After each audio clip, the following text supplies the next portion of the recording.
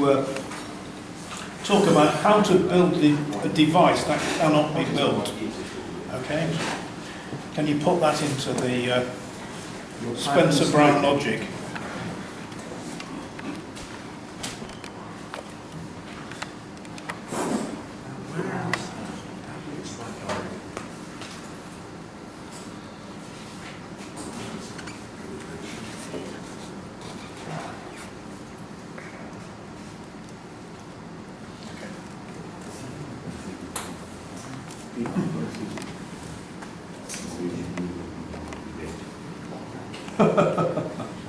Okay, I believe that my title fits very well into basically the topics discussed by Luke Kaufman. I didn't know that at the time. I'd like to talk about a conundrum or build a device that can't be built.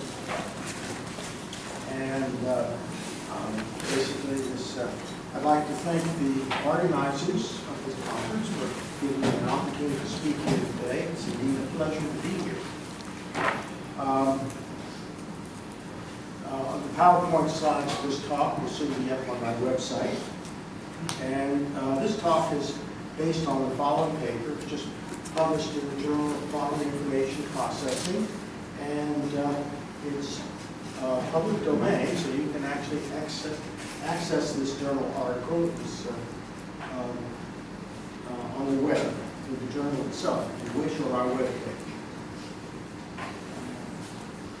And my paper, in turn, is based on following two papers, plus along with others, but Merlin's paper, Quantum Histories Revisited, and on the paper by Greenberg, Horn, and Zeilinger, who talk about the G8Z paradox.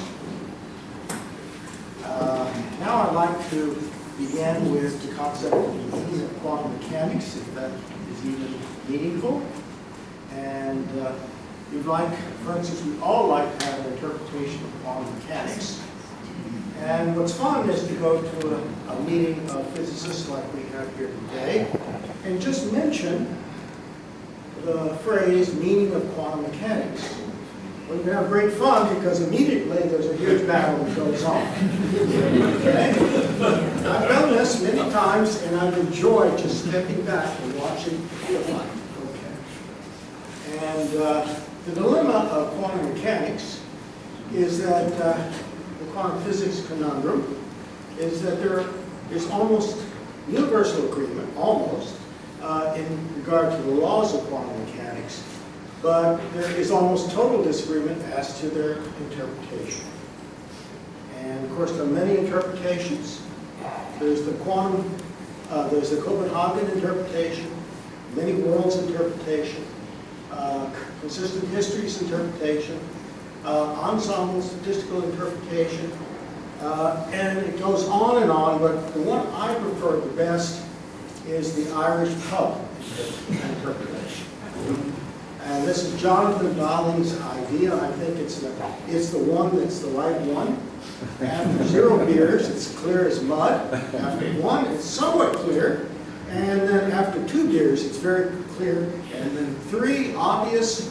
And then puzzling. And finally, when you're on the floor, it's nonsense. Okay. What is quantum mechanics trying to tell us? So that's a good question. There's the Heisenberg uncertainty principle, simultaneous measurement of incompatible observables with unlimited precision, possible. There's the Bell inequalities, violation of the principle of reality or the principle of locality. We talked a little bit about that. There's the Kochen-Specker theorem, which essentially says the same thing. And recently there's been a theorem by Conway and Kochen, the free will theorem, and basically that says the past does not determine the future. And we will talk. What's the objective of this talk? Well, the objective of this talk is to investigate the Greenberger-Horn-Zeilinger G8Z paradox using the tools of quantum information science, quantum computing, and push this investigation to its limits and see where it takes us. Okay, one result is that the second elementary symmetric Boolean function, and I'll explain this later, can be interpreted as a quantification of the non-locality or indeterminism involved in the GHZ paradigm. So we're able to quantify that. Okay. We also illustrate the subtlety involved in the distributed control of distributed quantum systems. There's a great deal, and that's what quantum entanglement can be used for, is distributed control. As always, everything is debatable, so I'm looking forward to a debate. And I'd like to begin with a conundrum. And I see I misspelled a conundrum, so I'll have to undo that later. And I'd like to discuss this conundrum as a story, a tale of three regions that are space-like separated, as we will see. Enter stage right, a supervisor who bellows, build this system ASAP or else, and so forth. I've always disliked supervisors of this kind. We've all seen them one way or another. And immediately places on the table a large sheet of paper containing the following blueprint of the device he'd like to be built. This device consists of a source containing three balls, A, B, and C. We'll call those particles. And three detectors. And let's take a little closer look at each of the components. Here's the detector. Upon encountering a particle, the detector either flashes red, which will also denote by 1, or green, which will also denote by 0. And moreover, each detector has a switch with two settings, 0 and 1, which can be randomly set at any time before the particle arrives. So if you'd like, you just flip it back and forth until the point of detection. And then the source consists of three particles, or balls, no matter how labeled A, B, and C, a source and a blue button, which when pressed, ejects the three balls into their respective toward their respective detectors. Excuse me. Any questions anytime, please. If you don't understand the terminology or anything, let me know. Okay, so we press the green button, it ejects the balls. The supervisor is only interested in the switch settings for which an odd number of the three switches is set to 1. So we're only interested in the following switch settings.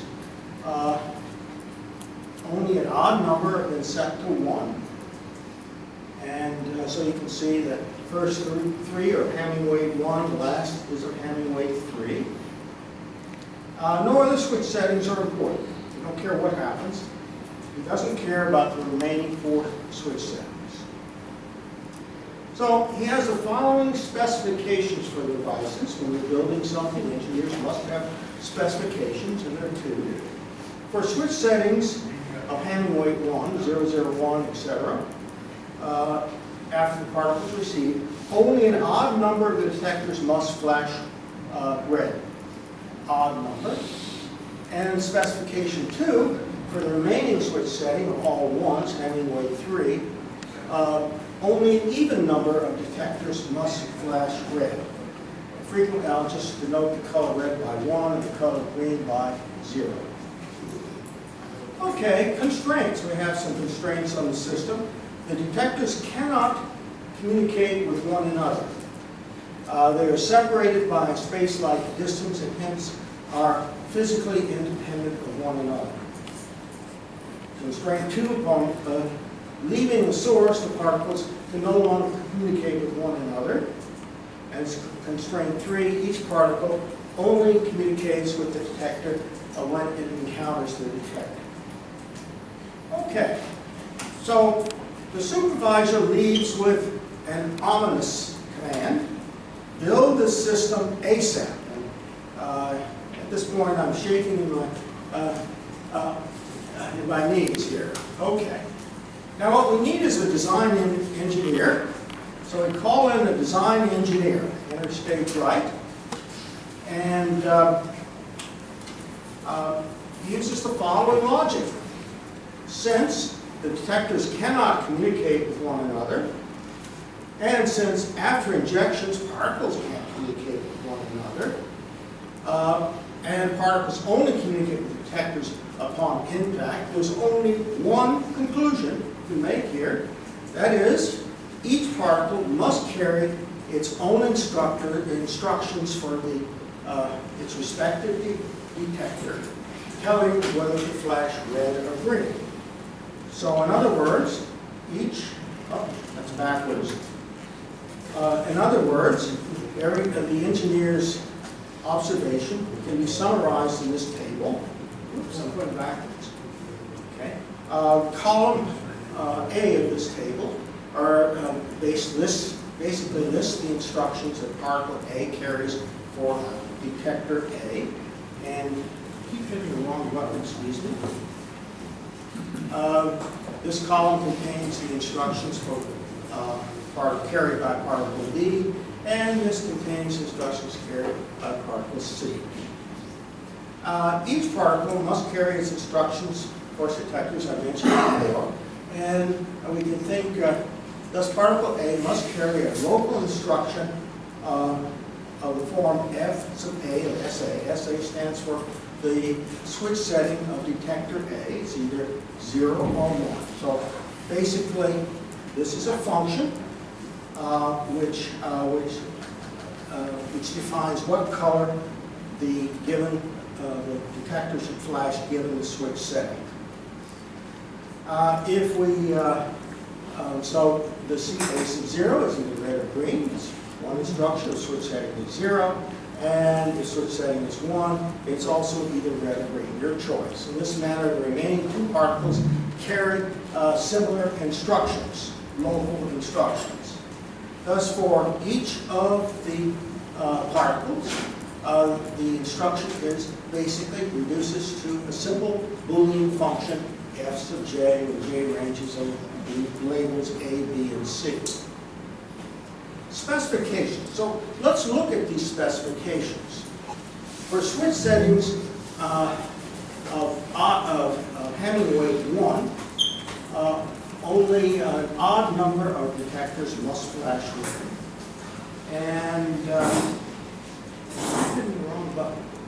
And for switch setting of all ones, Hamming weight 3, only an even number of detectors must flash red. So in terms of the instructions must satisfy the following linear set of equations over the field of two elements. The first two equations say that when the particle is of odd Hamming weight, then the number of red flashes must be an odd number, congruent to 1 mod 2. And when all settings switches are set to 1, then the number of red flashes has to be even. There's a problem here. And the problem is that this is a logically inconsistent set of equations. If you add the first three sets of equations mod 2, you'll get the last equation with 1 replaced by 0. So this is obviously logically inconsistent, and so we have only one conclusion to make, says the design engineer. Ergo, it can't be built. Right? It's logically inconsistent. Now, on the other hand, it can be built, and so we call in, of course, someone who really knows how to build things, a quantum computer scientist. They can do anything. They can perform magic. Okay, source. Let's look at our source. What we're going to do is we'll let the three particles in the source be photons in the entangled state, so indicated.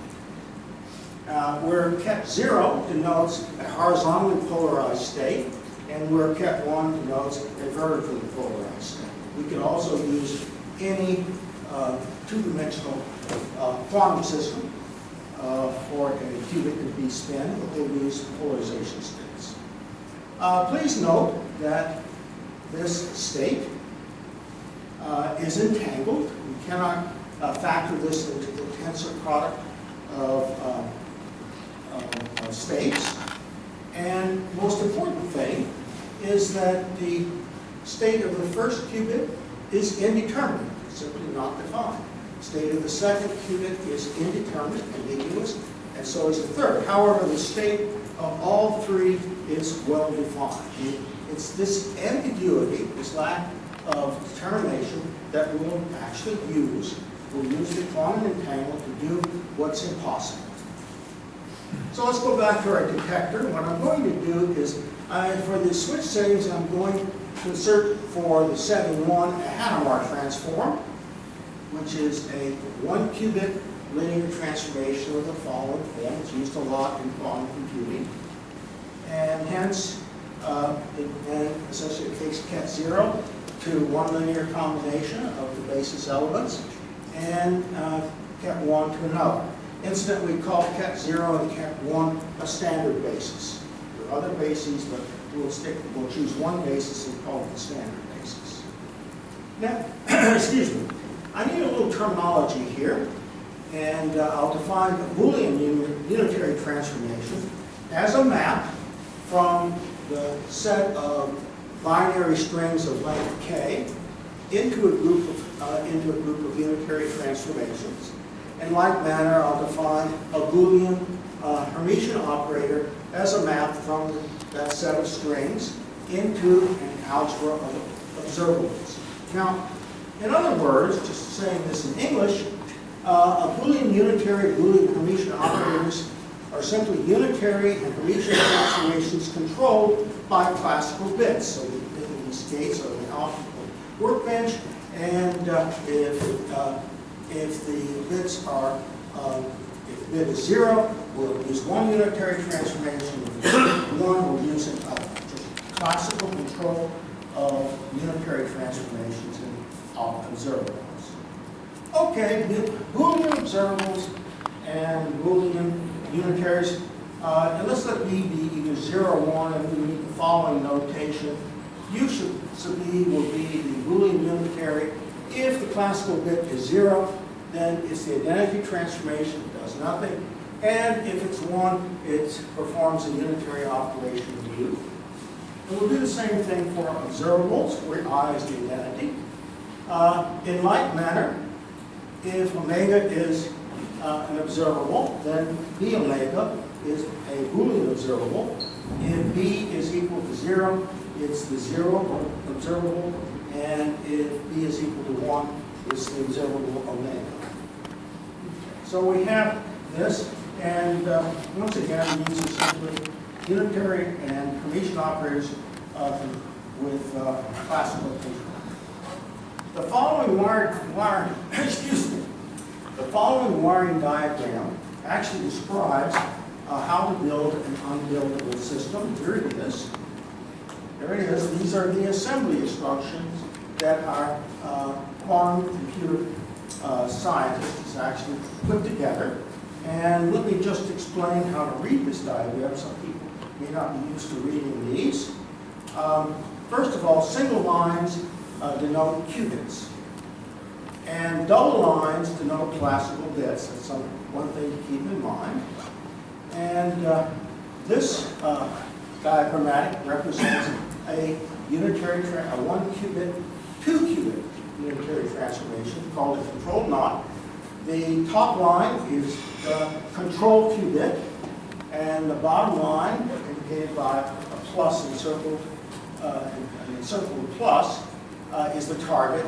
And basically the control qubit, if it is 0, nothing happens to the bottom qubit. If it's 1, it negates the bottom qubit. So it's called a controlled knot. A very useful gate. It's an entangling gate. And here's the corresponding matrix representation of that 2 qubit unitary transformation. Any questions, let me know anytime. Yes? Yeah. Just what are the axes here on your matrix? Basically, I'm using the standard basis. So Okay. I have two-dimensional Hilbert spaces, H1 and H2. H1 has basis 0, 1, which is the orthonormal basis, and Right. H2 has the same orthonormal basis. So H1 tensor, H2 has basis 0, 0, 0, I 1, see, okay. and etc. Right, okay, I see. Any question? Are you, this presentation, is it building the logic behind the quantum computer? Is the guiding principle the previous Boolean logic of the classical? Well, I'm going to use, I want to use classical logic to control quantum processes. Okay. And quantum computers actually are classical computers controlling quantum computers. Okay. That's, they work together. They actually work together. A lot can be said. You ask a very fundamental question. Any other questions? Okay. So how to read the wiring diagram? Let's continue. We have this gate. This simply denotes a measurement with respect to the standard basis with respect to the first Pauli spin operator's Z, or the third, I guess.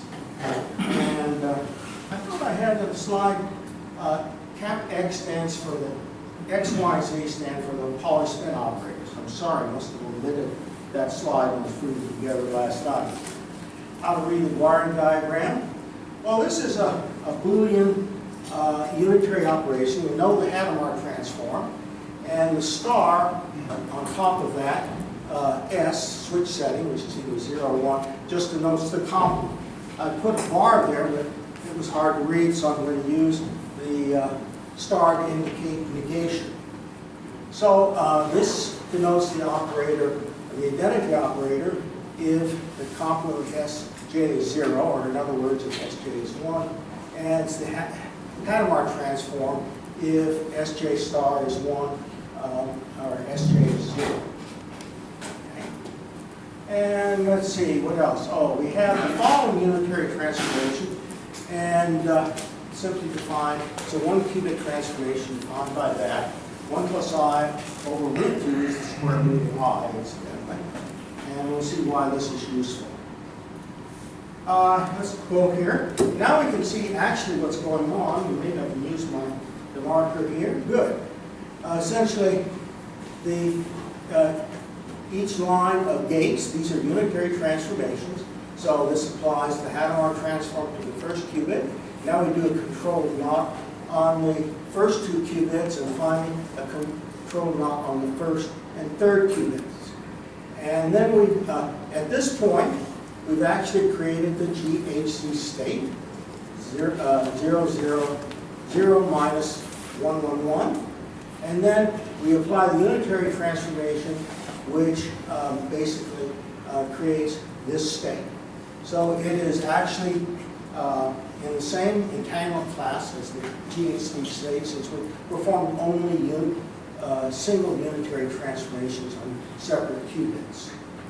Now, at this point, what we're going to do is, if the switch setting S1 is a 1, then basically this will be turned off. S1 will turn it off, so the complement. This denotes the complement, the star on top of the S. And if it is 0, then the unitary transformation will be applied, and so forth. So each of these are the negative controlled H's. And the last gate are the gates which actually form measurements with respect to the standard basis. If you use the last Pauli spin operator, it's eigenvectors of ket 0 and ket 1. So this device actually works. Not maybe we go backwards, let me go forward. And we can actually simplify the diagram. I don't want to go too much into this. We can use the following Boolean observable, where if Sj is 0, we measure with respect to x, and if Sj is 1, we measure with respect to z. And the diagram simplifies a lot. It's easier to analyze this way. And now you can see the switch settings are appearing in the above. Okay. Now, what do the three detectors see for each of the four possible legal switch settings? And I can summarize them in a table. So, if all the, oh, that's the wrong thing. If all the switches are set to 1, we have hand weight, then essentially the following state is seen by the measuring gates, measurement with respect to the standard basis C. This is what's seen. And if the switch settings, whoops, that 2 should be a 0.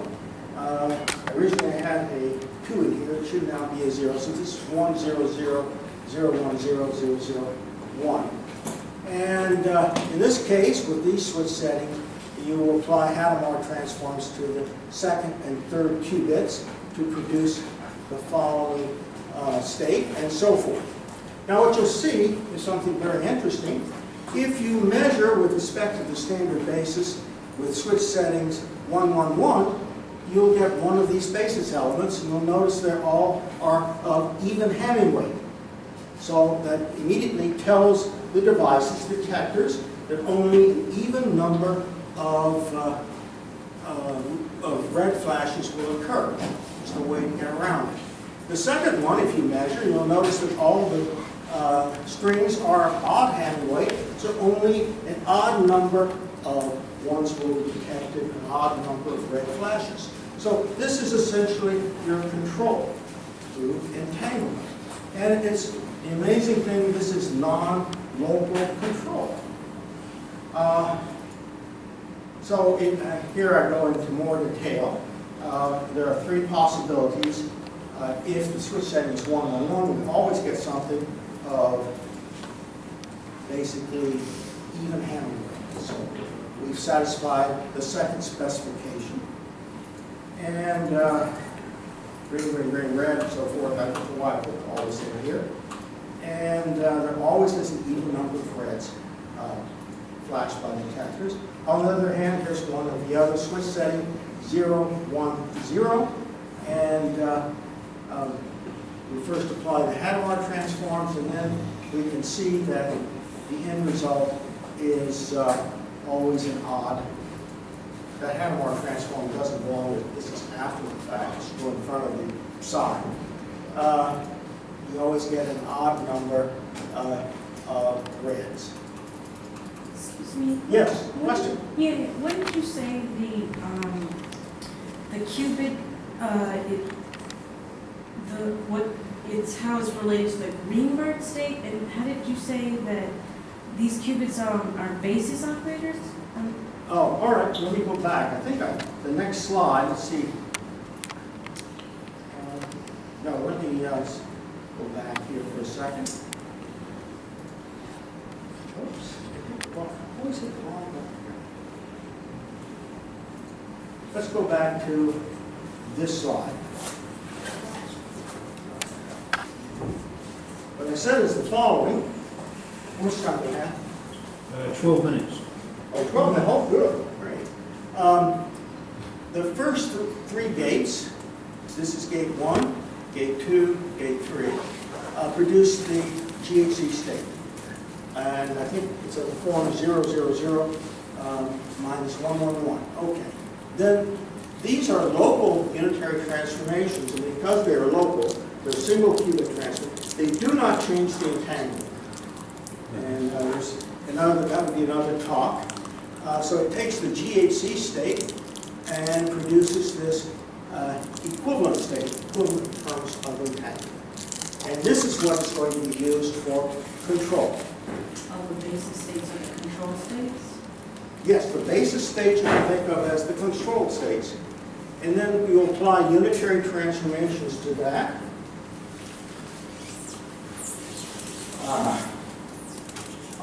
Okay. You apply unitary transformations, the H's, to the psi's. And what is seen by the measuring gates are states of the following form: measures with respect to the standard basis. So you project into one of the standard basis elements, and it's always, in the first case, it's always a string of even Hamming weight. In the second case, it's always a string of odd Hamming.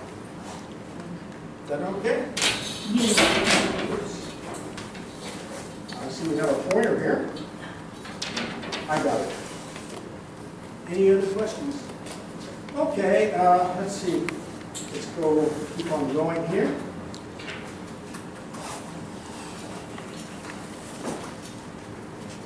Get out of this. Now, some interesting things are going on here. We're going to push this to its limit. The question is why? So, I gave you a proof that it can't be done, and then I immediately showed it can be done. This is a conundrum. And let's see if we can find a logical way out of the conundrum. And the proof of impossibility is just based on the following proposition. There exists no set of Boolean functions satisfying these conditions. For these Hamming weights, it has to be odd, and for these Hamming weights, it has to be even. Now, so the logic is flawless. I mean, that's a true theorem. The logic is flawless. But we need to keep in mind that the crux of the matter is that an argument is only as sound as, I see I have this pen, as, sorry about that, next time. Three assumptions, only as sound as the assumptions upon which it is based. Boy, I was getting sleepy, I see that. Okay. That's the crux of the matter. The assumptions, there are hidden assumptions here. More explicitly, the argument fails because at least one of the following tacitly assumed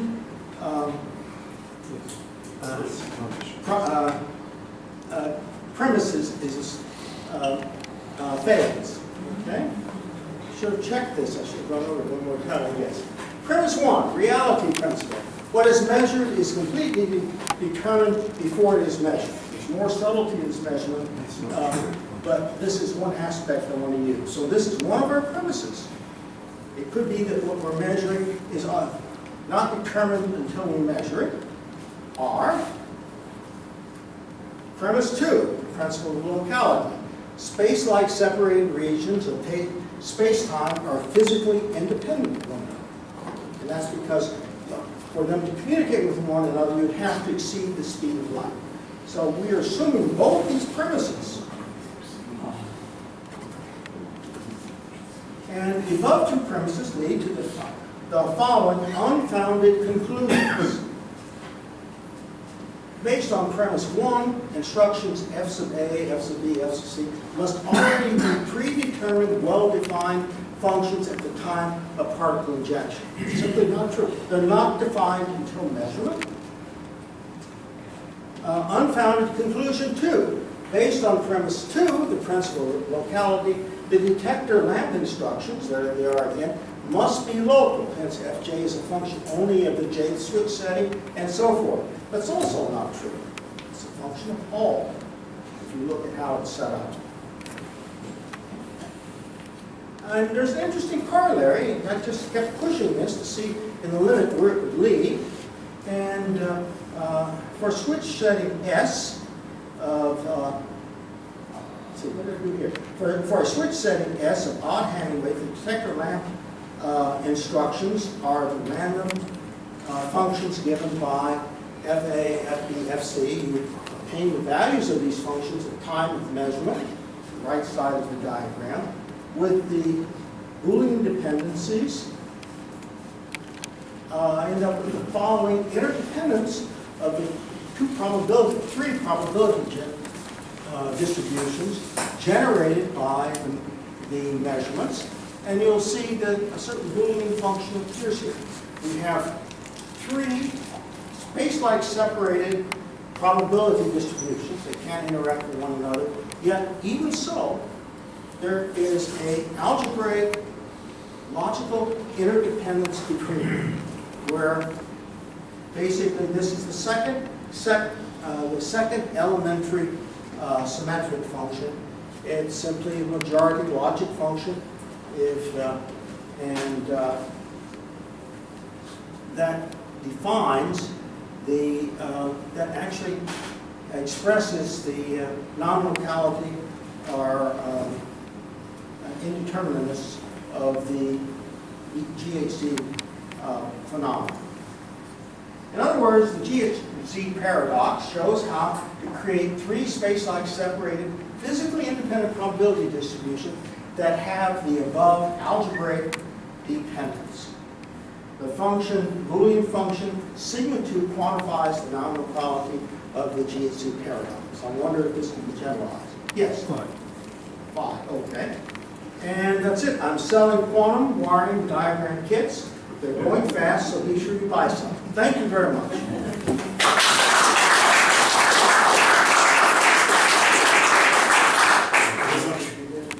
Quick questions on the front row here. Yes. You next. That's a Russian mathematician called August Stern. August Stern. Yes. He wrote three books on quantum logic and its development. Yes. And he didn't have a limited number of quantum Boolean quantum logic operators. He had about 16.